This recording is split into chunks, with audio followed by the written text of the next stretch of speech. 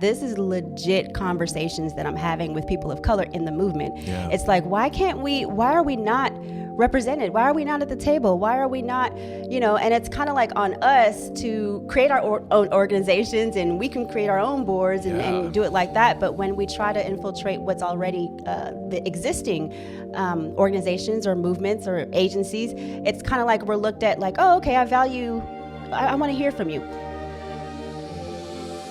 Hey, welcome to the Elijah Rising podcast, where we discuss the myths, misconceptions, and most asked questions about sex trafficking. I'm Adam, and today I am joined by Kathy McGibbon Givens, who is a wife, a mother, an author, a playwright, who has overcome the dark world of sex trafficking. And let me also just add to that intro that she is kind of a legend around Houston. She is a very highly respected voice in this city, and I imagine in many other cities as well because of her work. Thank you for joining us on the podcast today, Kathy. Thank you for having me. I'm so excited to be here. I am so excited that you're here as well. The recent killings of George Floyd, Breonna Taylor, and Ahmaud Arbery have thrust systemic racism, inequality, and oppression into the national spotlight once again. As a justice-oriented organization who serves women of color, we recognize our need to have a conversation about the intersection between sex trafficking, prostitution, and racism. And so today on the podcast, we're asking the question, is sex trafficking, is prostitution a racial justice issue? And so, Kathy, you are an expert in the field of anti-trafficking work. You have been on the news. You have been in leadership in multiple nonprofits. You are an artist. You are a mentor. You are an advocate. You are a champion. And so in all of that experience, first thing I want to ask you is, do you think people have attempted to fight trafficking while ignoring the issue of racism? I have to be honest, and as someone that is actually actively in the fight as well, that's something that has burdened me for quite some time, because people of color are underrepresented in this movement. Unfortunately, I hate to say that, we've made tremendous strides in the anti-trafficking movement. We're doing amazing things, and we're going in the right direction. But too often, people of color, women of color, are not represented or underrepresented, and we're not acknowledging racism as a root cause. You know what I mean? And so, as being in the movement, we know that trafficking is deeply rooted in racism. Yeah. And we can't fight a movement. We can't fight or combat that crime without talking about the root cause, one of the root causes, right? And so we've only been fighting a portion, just a small part of trafficking. And we're not taking a holistic approach. But I do think that it's something that needs to be discussed. That's why I'm so honored to be sitting here with you today, because we're behind. These discussions should have been happening long before the recent killings, the recent murders. Right. But, I want to honor George Floyd and his life. Yeah. Because of his life, we are able to have these conversations. We are now having these conversations. Yeah, and so the connection to George Floyd, right? Like, I mean, he wasn't a trafficking victim, but it is like, one thing that we say, and it's a quote that we use often, I'm sure you've heard it used before and you may have used it yourself, like, trafficking is the exploitation of vulnerability. Right. And so it is those vulnerabilities that create a system and create an atmosphere where trafficking can thrive. And so, I mean, would you say, I know the answer to this question, but I'm going to pose it to you. I mean, would you say racism is one of the largest contributing vulnerabilities that leads to this? It is. And I'm going to quote a friend. I was talking to her yesterday, and it hit me like it pierced my heart when she said it. But she was like, if not for the foundation laid by systemic racism, I don't know that I would have been exploited. Wow. And I was like, it hit me. It hit me because I think about my own experience in my own life, and I, though, that it was evil what happened to me. It wasn't right. I'm not justifying traffickers in any way. Their actions in any way. But if we pause for a moment and think about the oppression and the injustices that they've had to suffer through historically, generationally, yeah. Would we be in this fight? Would there be a reason for Elijah Rising today? Would there be a reason for all of the other, organizations today? Would we have to be fighting to the point where we're so behind if we would have addressed this long, long ago? And so that's something that we have to think about. It's separate causes. Yes, George Floyd was not a trafficking individual, but it's definitely rooted. Yeah, it's so closely related to it. Yeah. And you know what? I just want to acknowledge the fact that you are so right to say that it shouldn't have taken this to create these conversations. These are the types of conversations we should have been having long ago. Yeah. And we do. I'm on staff here at Elijah Rising, and we recognize as an organization, like, those root causes are it is so important to recognize them and then address them in any way that you can. But that's going to lead to a lot of major shifts, not just at the grassroots level, the work that we do and the work that you do in particular, but like in all sorts of different sectors and spheres of society. Absolutely. I was wondering if you wanted to talk about the Mann Act at all. Did you want to mention that? Yeah. So, historically, when we talk about racism and human trafficking, we have to acknowledge the Mann Act, which originally was named the White Slave Traffic Act. So if you think about that name, the notion alone in that name has racial undertone, right? It's well, not undertone. It's racialized. Literally, it's basically saying that the victims identified as human trafficking were white, and so who were when the movement started, it was an anti-trafficking movement. But who were the victims? Who were they supporting? Who were they going after? Who were they looking for and identifying as victims? It definitely wasn't brown and black girls, right? It was white girls, white women, which left the brown and black girls to fend for themselves. Historically, during slavery, Black women, Black girls were considered Jezebels, and that was to justify the brutality that they had to experience through rape, by their white owners. Instead of calling it what it is, you are raping and you are assaulting and you are terrorizing and torturing our Black and brown women.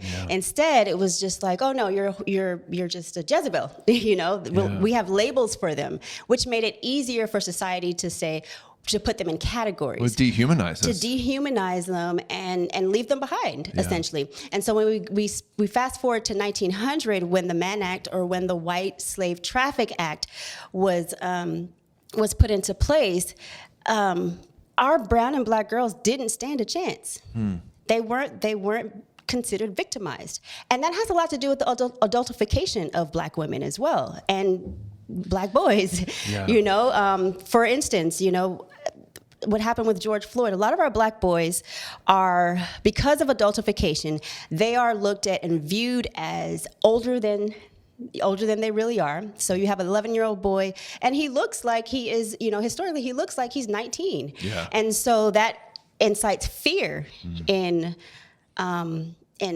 law enforcement and other people. And so with our girls, we look at them as not as vulnerable human beings like we would the white girls, right? White girls need to be rescued. We see these ads, and we see commercials, and we see all these campaigns, and you see the face of a white girl, and it's heartbreaking. And it invokes something in everyone, in all of society. They're like, we need to save this girl. If you see a white girl missing on the news, we need to go find that girl. But if you see a Black girl walking down the street, because of adultification, she's already been looked at as, oh, she's a tough girl. She's not, we don't look at them as victims. We don't look at Black and brown girls as victims. Do you think that also creates this sense that, and I don't know, I'm speaking on this in a bit of ignorance, to be quite honest, but does that also create a sense that, well, maybe that Black girl is choosing this, whereas Absolutely. the white girl has been victimized by this. Does that dichotomy then kind of enter the conversation as well because of that? Absolutely, and it roots back into history as well. You know, like with the Jezebel thing, Black girls were looked at as over sexualized. This is what they do. You know, and for some reason, it's crept its way. That same mentality has crept its way into this anti-trafficking movement. I know the hearts. I'm in the movement, so I know the hearts of the people involved, and a lot of it I can say is not intentional. But it has an intentional undertone, because when you ignore the fact that this Black girl, just because she has an attitude or you think of her as tough skin. I've heard it before, where the statement was made that white girls are more vulnerable because Black girls know how to handle themselves. Gosh. Is that true? When you put both girls in a room to be tortured by a trafficker, are you telling me that the Black girl has more advantage of surviving that torture and comes out with less trauma? That is absolutely false. Sure. So we have to look at it like that. We have to look at these women and these girls as equal. They are human beings, and it's not a Black versus, it's not a Black problem or a white problem. Human trafficking is an everyone problem. Absolutely, yeah. And so the same resources and the same support that we extend to white girls and white women, Black and brown girls deserve the exact same thing. Yeah, absolutely. I mean, that's the definition of systemic racism, that it's this unconscious viewing of a person that maybe, I don't know, like maybe sometimes it is a conscious choice, like, oh, well, she's Black, so she can probably handle herself. But it feels like sometimes it's not. It's just like a cultural script that we're handed, or maybe even a religious script that we're handed down. And then it becomes this deeply ingrained and deeply rooted into not just our faith, not just our policy, not just our culture, but then it just becomes even the way that we advocate for justice. Yeah. They always say, well, this group and this group. And it also just makes me think like, wow, like, and what if that Black girl is much younger? Yeah. Yeah.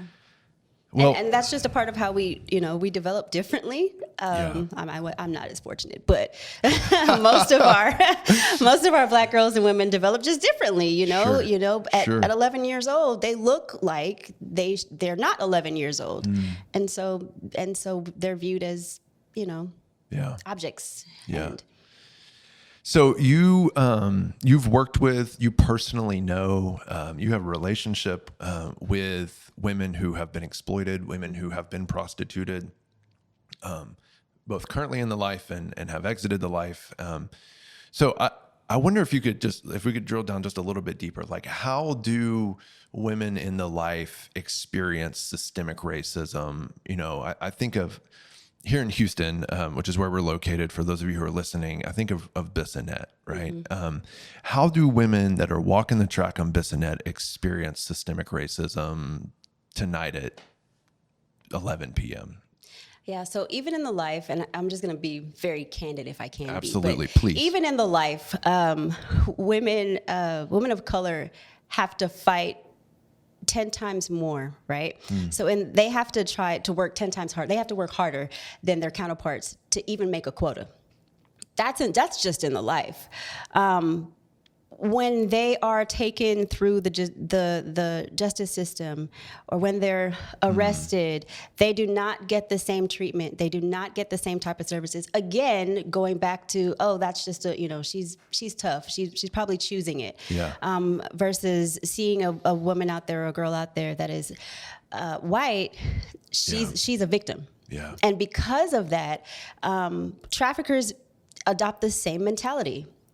You got it. Like, go here. You can handle 30 clients a night. You can handle that. You're tough. You know what I mean? And so even in the life, they have to work. And, for those who think that sex work is a choice, they can't honestly tell you that women of color, they can't honestly tell you that it's that they leave satisfied, that that this is something that they want to do, because they're more likely to be victimized, right?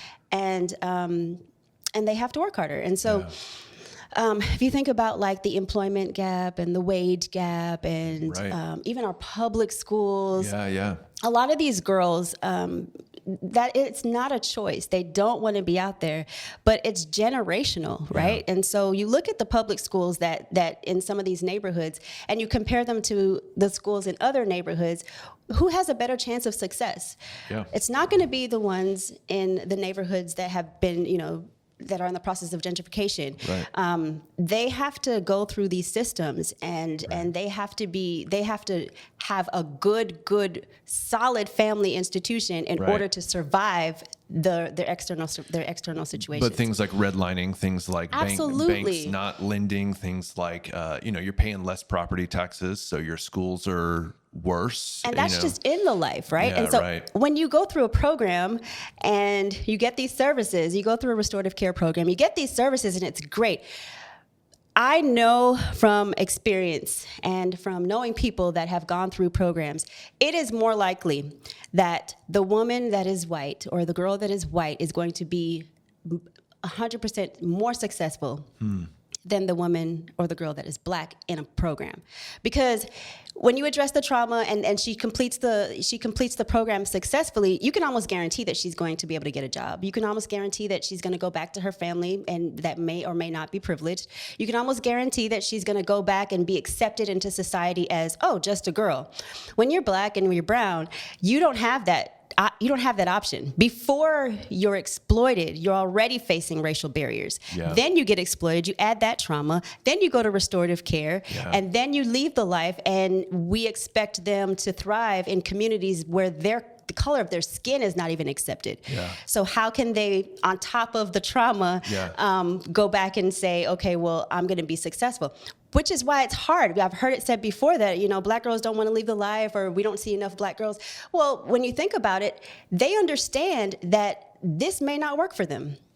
They understand that, I can go to a program, but am I really going to be afforded the same privileges as my white counterparts? Absolutely not. Well, especially if if the goal is to leave the program and to go back to their neighborhood, but that neighborhood is wrecked by all sorts of other injustices, economic injustice, and that is. It's harder to get housing. It's harder to get employment. It's harder for people to take you seriously. Especially maybe if you have a case, or Especially if you have a case. I don't even want to talk about the industrial complex of that. Like that alone, we're seeing higher numbers of black and brown girls being criminalized, than our counterparts, and it's not fair. It's unjust. I thank you so much. This conversation is so important. I do, if I can insert my voice for just a second. Sure. One of the things that I have been really wrestling with and doing a lot of soul searching on, and I don't know, maybe just coming to terms with in recent days is just, the reality of this problem is that there is a demand that drives sex trafficking. Yeah. There's a demand that drives prostitution. And that demand looks like this. Yeah.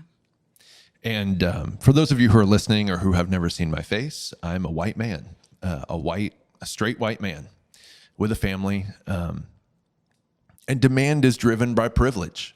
Demand is driven by privilege, specifically and predominantly by upper middle class white men with families at home in another neighborhood somewhere. And, and people of color, those black girls on the street that look like they can handle themselves, they're paying the ultimate price for that. They're suffering for that. And for me, I've come to terms that is why racism, it's one of the reasons why, but for me, it's one of the major reasons why I'm prostitution is inherently racist, because what drives it is white privilege, and the money to have expendable income to go out there and spend that type of money to capitalize on the vulnerability of another community. And so I just take a second to speak to those who are listening to say, this is why it continues to exist. Because there is a privileged portion of our community that continues to exert its power and use its money to perpetuate the problem without end. Absolutely. And so I thank you for having an honest conversation with us about that. Yeah. So let's take a break. Let's take a break in the podcast. And we're going to come back and we're going to continue our conversation with Kathy. Hey everybody, I hope you are enjoying today's episode of the Elijah Rising podcast. Right now I'm standing in the Elijah Rising store that sells goods that empower survivors of sex trafficking. All the items in this shop, the purchases support the employment as well as the restoration of women that are in our program. So please come visit us at 11th and Studewood or online at shop.elijahrising.org. And today on your first purchase, we're going to offer you $10 off if you shop online using code podcast. Hey, welcome back to the podcast. Again, I'm joined by Kathy McGibbon Givens. So Kathy, I want to kind of go a little bit back to where we just left before the break. And I want to ask a question. Do women who exit the life, and we talked about this a little bit, but I'm going to say a little bit more. Do women who exit the life and go into aftercare and restorative care programs, do they experience racism? And both in the short-term aftercare and in long-term aftercare, because there is kind of a difference there in some organizations. So is racism happening in those spaces? Unfortunately, it is. And like I said again, I just want to be clear. Yeah. Intentional or unintentional, Sure. which I think a lot of it is probably unintentional. And Absolutely. just that's why these conversations are important, because we're all learning.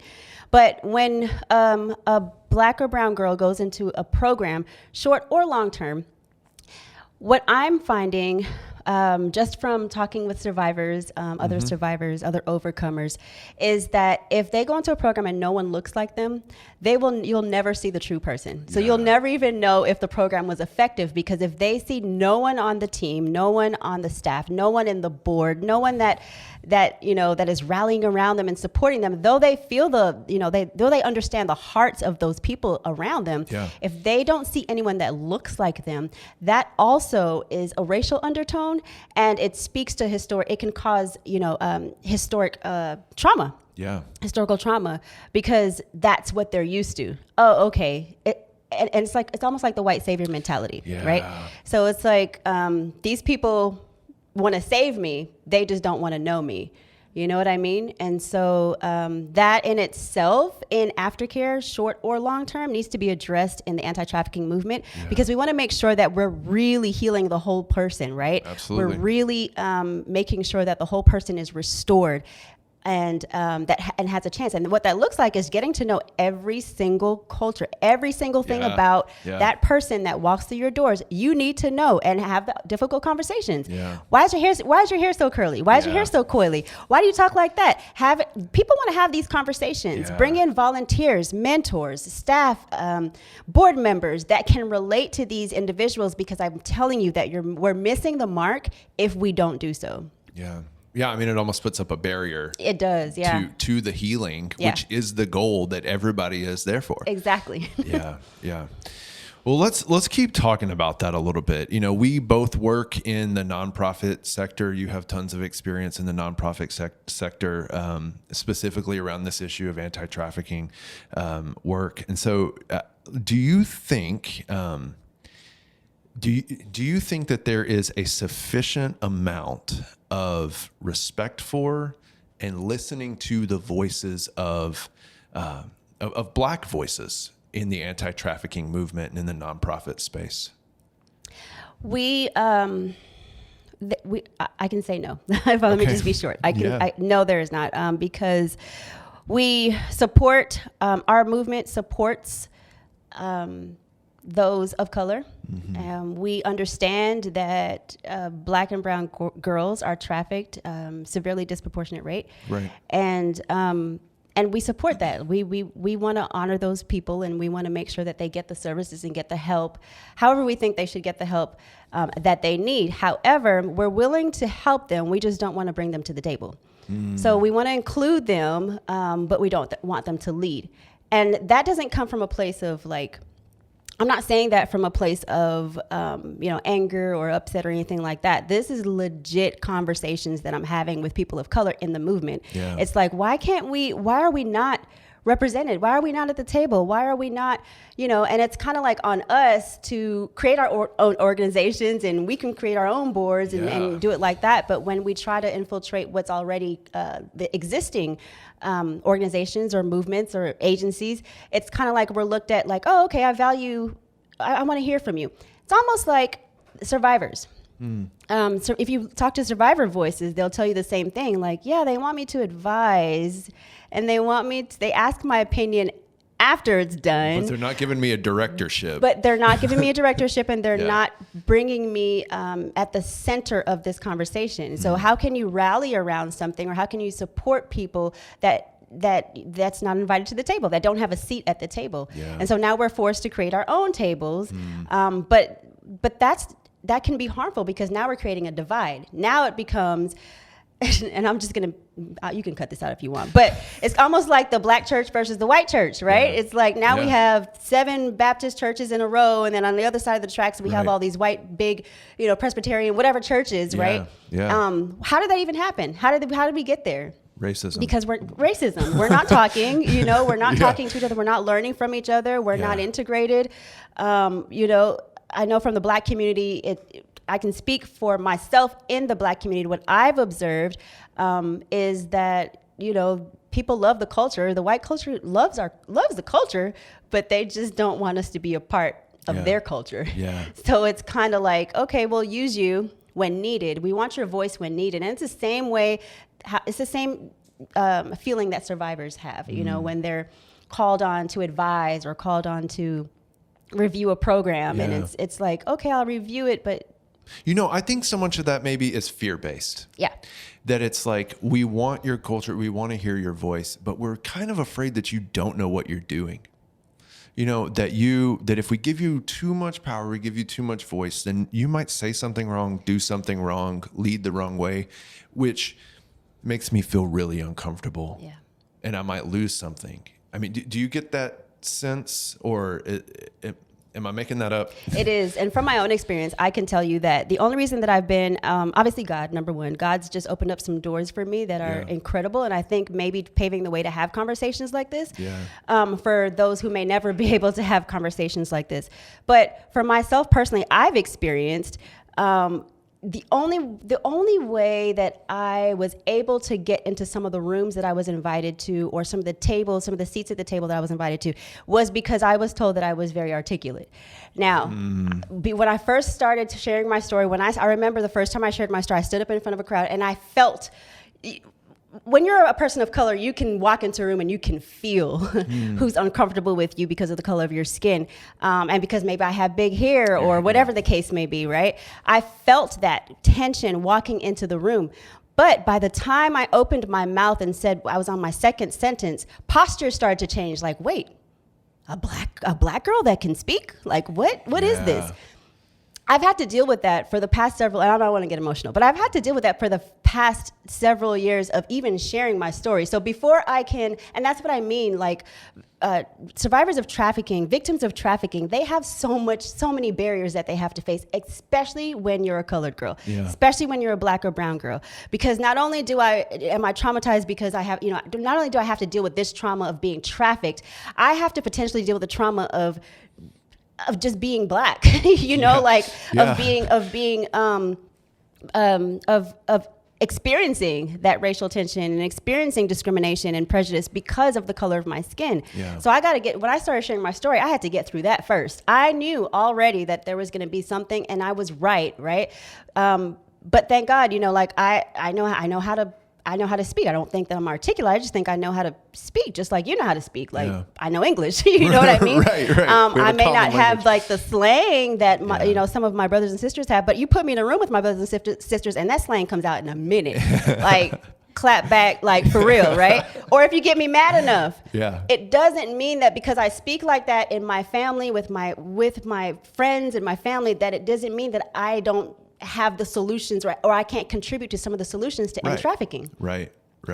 And so that alone, that was just my personal experience. But that is a lot of what, other people experience. I've been told, you can't go, your hair's too curly, and can you make it straight? So many things that you would not tell white people. There's just so many things. So many things that I have to adjust, and I have to, do to be accepted. And I'm actually guilty of being silent. There's a lot of jobs I look back on. There's a lot of positions that I've had that I look back on and I was like, well, why did I conform to that? Because of fear is what you said. It's fair on both sides. It's fair from Black people that, that if I say too much, I'm going to get kicked out of this room. Yeah. Or if I contribute to, if I say the wrong thing, or if I speak a certain way, I'm not going to get invited. Yeah. But I really want to get invited because I really want to see change. I really want to see an end to trafficking. But how do I say it so that it's accepted? So I got to go home and ponder. On top of my traumatic experience of being trafficked, I have to go home and ponder, okay, how do I let them know? And then it's insulting to, when people that experience trafficking, it's like I have to package my story so that it's acceptable to you. Right. So when my sister, who is Black and brown, when she comes to the table or she shows up at the place and she's using terms and maybe even some curse words because that's how she emotes her anger and her trauma, you look at her like she's unworthy of being invited to the table when she is literally telling you how to stop trafficking. She's telling you from her experience. She knows the solution. She knows the intimately. solution. Yeah. Her language is just different. Yeah. Why aren't we inviting those people to the table? Because they don't sound like us? Yeah. Because they'll scare donors? I don't know. Like, what is it? Like, I don't understand.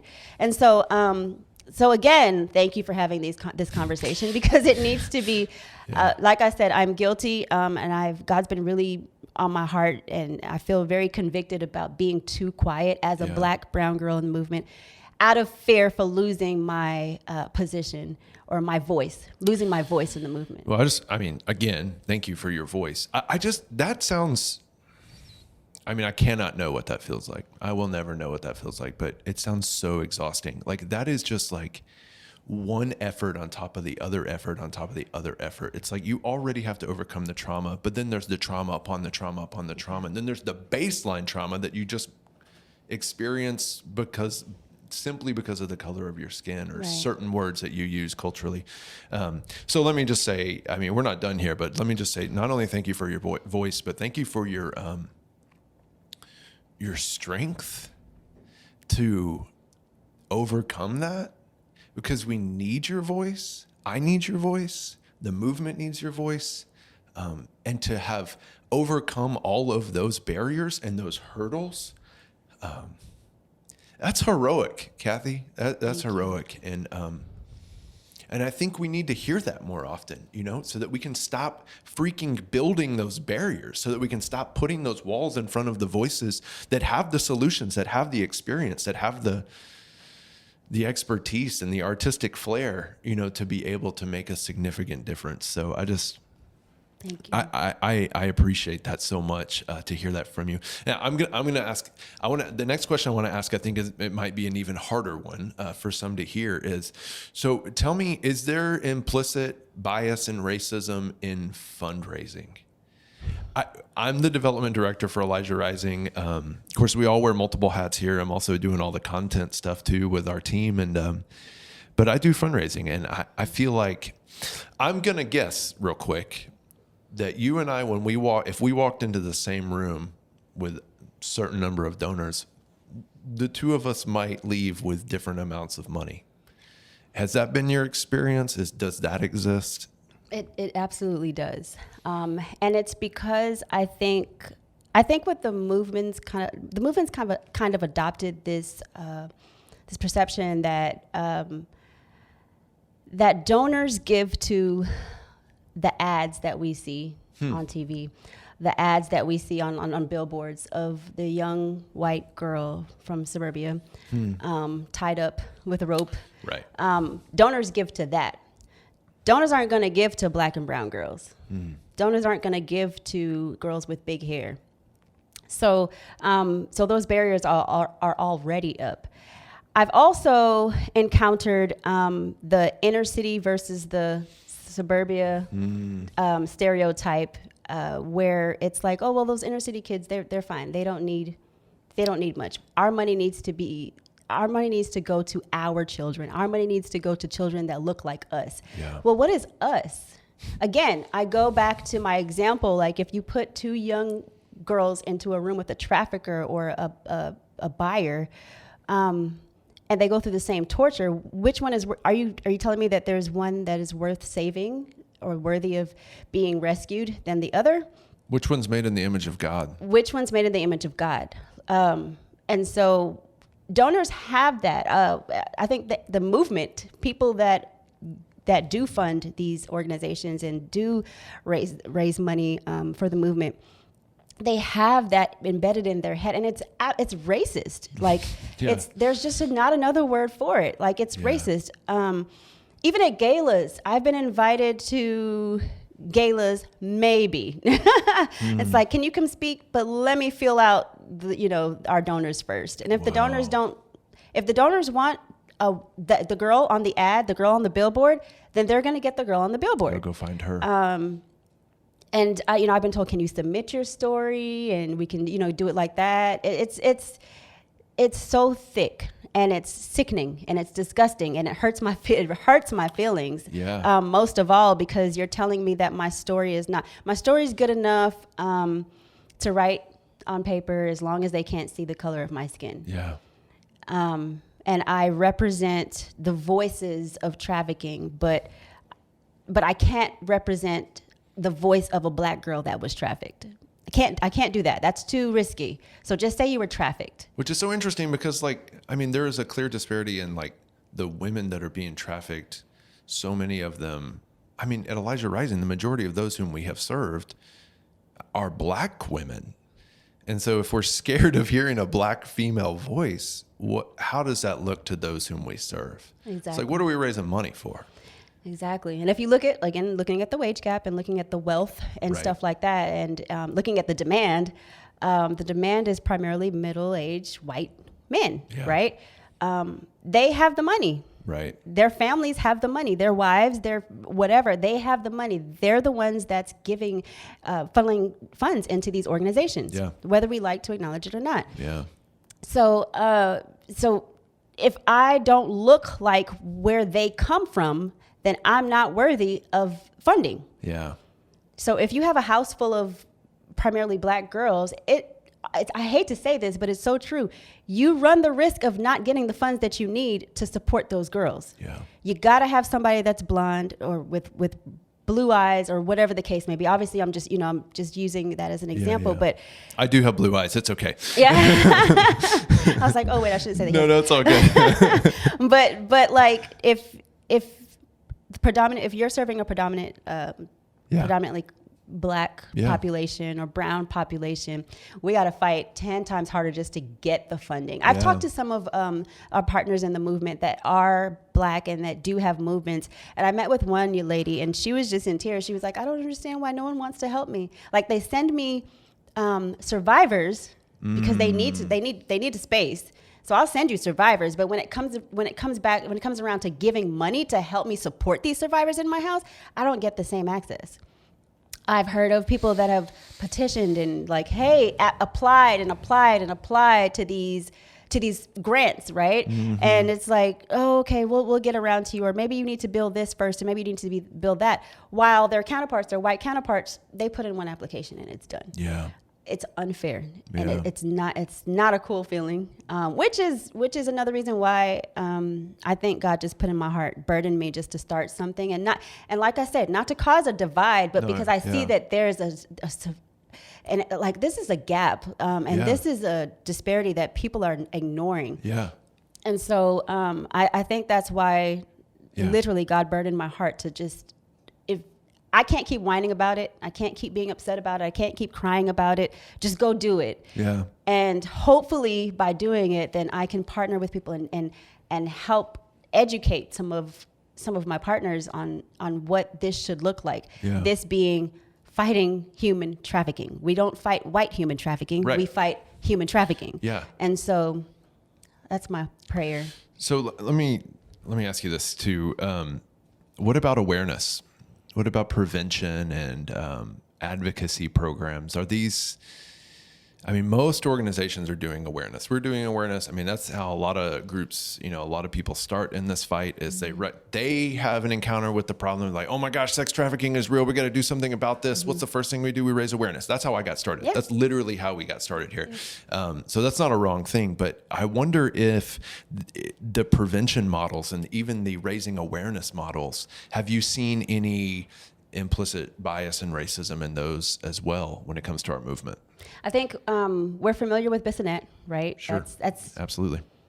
And I'm going to use this word, loosely, but it's easy because it's Bissonnette. It's easy, right? We know that there are women out there. We know that there are souls out there that need to be saved and women that need to be rescued.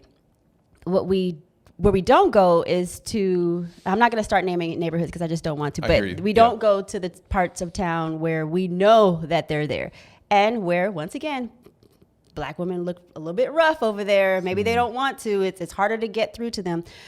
We don't go to those parts. I think we're doing great in awareness and outreach in our efforts, but I think we need to go above and beyond to reach those communities, those vulnerable communities who are most at risk, who, if we drive by their streets and we see a girl, it's just in our head that, oh, okay, she wants to be out there. But if we go by Bissonnette and we go by popular areas, it's like, oh no, she doesn't want to be out there. They're all being forced. Yeah. Right. And so I think out of fear, we kind of just block out that, there are communities and there are vulnerable communities and people that are hurting outside of what we know, outside of the norm. There are people hurting everywhere, right? There are people that need help everywhere, but I think we need to go above and beyond to reach the communities where we know without a shadow of a doubt that these women and these girls are being trafficked, even as rough as it is. Yeah. A lot of this movement is founded in body of Christ, right? And so I can't fathom being scared to go into a neighborhood knowing that I'm armored with the weapons of warfare. Yeah. Like, it just doesn't make any sense to me. Yeah. If I go on Bissonnette, then it's just as dangerous for me to go into whatever. So we need to come up with solutions to reach that community too. We can't just exclude them. Yeah. And that's where a lot of our Black and brown girls are. And this is Houston. I mean, there are far more Black and brown communities than there are predominantly white communities. I mean, white people are a minority in Houston, right? So what you're talking about is there is a greater representation of that than those easy places to find. Well, Kathy, I just want to thank you again and again and again for your voice and for you taking the time to teach us and to teach me and have a conversation with me personally. This is a little bit selfish. I mean, we're doing this for Elijah Rising and hopefully for the movement as a whole and for all sorts of people that are listening. But just personally, like person to person, I just want to thank you for this conversation. So I wonder if there's anything else that we left out. Is there anything else that you think is important that we need to hear? Any other notes that you would want to make that we didn't touch on yet? Well, for me, it's important that when people listen to this and people watch this, that they don't feel. I love my white brothers and sisters. Let me make that very clear. Yeah. I love the work that there are people that are not of color that have poured their blood, sweat, and tears into this movement. So I want it to be very clear that I honor you and we acknowledge you and we know that you're trying and we know that you're working. What I do want to point out is that this is just a conversation to incite further education and conversations and solutions on how we can bridge the gap and we can dismantle, racism. Yeah. And especially in this movement, this movement is too critical and too precious for us to have any infiltration of racism and other injustices. We got to deal with just this first, right? Yeah. And so let's get to the root cause. Let's not be afraid to have these conversations. It is what it is. Slavery is not new. Slavery's been around. Let's talk about slavery. Let's talk about how women back then were sold for their bodies and raped and assaulted and tortured. We just have to talk about it. Yeah. Start there. Okay, how are we addressing slavery, especially for African Americans, especially for Black and brown population? How are we addressing it in this movement now? Yeah. We just got to come to the table and start talking about it. So I don't want to walk away with anyone feeling attacked or this is a conversation to create any kind of racial tension or divide in the movement. This is a conversation to bridge us together. And I hope that this is a domino effect. I hope that more organizations will do it. I hope that everyone will talk about it because no one knew what to do with trafficking in the movement. We all just came to the table and prayed, and we were just like, what do we do? What do we do about this? This is a big problem. Yeah. Well, racism is a huge problem. Yeah. It's the same thing. And I believe that, especially for those organizations rooted in the body of Christ, I believe that we need to be on the front lines of this thing, and we need to stop separating the two. Racism and trafficking and human trafficking, they go together. You can't fight one without the other, period. And so I just want people to hear my heart with that. I love everyone sincerely. I'm just, I'm hurt, and I'm ready for change. Yeah. Yeah. The movement is too critical to not get this right. Yeah. And it's too linked to our Christian faith. There are too many Christian leaders, too many churches that are part of this movement who are on the front line to not get this right and to have these hard conversations. I just am in total agreement with you on that. And I thank you for being bold enough to state that, because it's so true, not just for you and I that are in these leadership roles, but for the women that are being exploited right now. It's for them. It's for them to have safe exits and long-term recovery and homes to go to. Do you have any resources? Would you recommend anything for those who are listening, for me, even for our organizations? Would you recommend anything to read, anything to watch, anything to listen to, any resources for us? So as far as racial reconciliation, the first thing that comes to mind is Be the Bridge. I think it's by John Gray. He has some awesome resources from there. Logging onto that website, they provide a plethora of resources that talk about race and cultural divide and bridging that gap, right? I think starting there and on using resources like that and bringing that into the movement, I think that's what we need. I think that's what's been missing. Awesome. Obviously, I just really hope that the anti-trafficking movement comes together. I think organizations need to come together, and people that are not familiar with trafficking that are listening, I would encourage them to get to know their anti-trafficking community, more about Elijah Rising. Y'all are doing awesome work. Thank you. And more about the other organizations in the movement, but also bring the racial reconciliation piece. I think people need to be educated more on. It's critically important to the work. Okay, my last question. You ready? My last question. How can we support you? How can we support your work, your voice, your vision, your mission? What can we do? Well, I've been working on some really, really cool, like I said, God's just been speaking. He's been really good, but he's put on my heart to do some really, really cool things lately. I partner with Street Grace right now as a community advocate.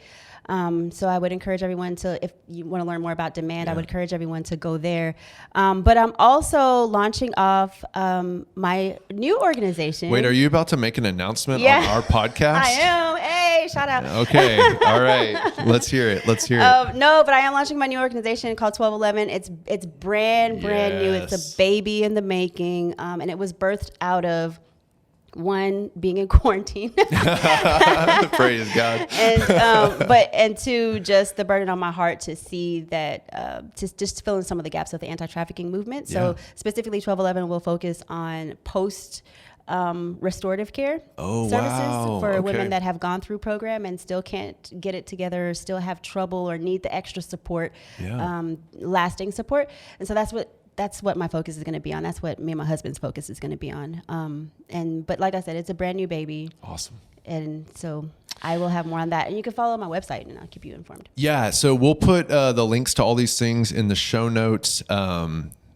I also just want to say that if you followed our work at Elijah Rising, we had a gala last year, and we did something called the Survivor Monologues, and a couple of those monologues were written by Kathy, and we are so thankful for her participation in that, and providing another way for your voice and your experience and your expertise to be heard. So, and we are working on some projects together, Elijah Rising and Kathy, we're working on some projects together for the future. And so just, again, thank you so much for your voice, for having this conversation, for being bold and for saying hard things. And I just so deeply appreciate you. If you want to find out more about the work of Elijah Rising, you can go to our website, elijahrising.org. We also have a store that supports the women that are in our restorative care program, and you can find all those products at shop.elijahrising.org. Follow us on Facebook, Instagram. You can find a video version of this podcast on YouTube. Like, subscribe, go to Kathy's website. Don't you have a book too? Yeah, I have a book. Go buy her book. Yeah. It's like you turned your journals into a book. Yeah, it's a journal, literally, and it became my book. And Yeah. Go buy Kathy's book. Anyways, thank you so much. And we want to continue the conversation. So if you've got questions, let us know. If you have comments, let us know. And we will see you on the next episode of the Elijah Rising podcast. Guest.